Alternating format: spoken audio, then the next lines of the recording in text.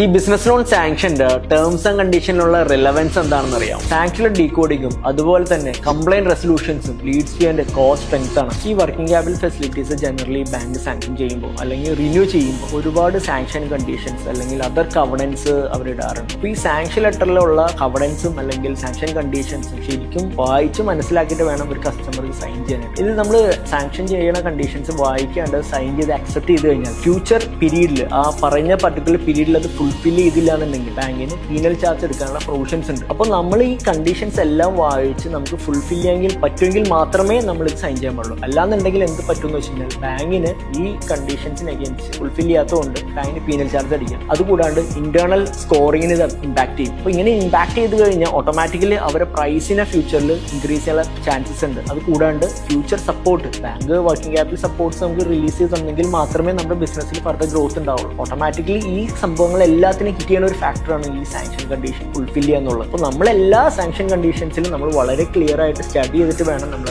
Accept ചെയ്യാൻ. അല്ലാന്നുണ്ടെങ്കിൽ ഇത്തരം സിനാരിയോസ് നമ്മൾ ഫ്യൂച്ചറിൽ ഫേസ് ചെയ്യേണ്ടി വരും.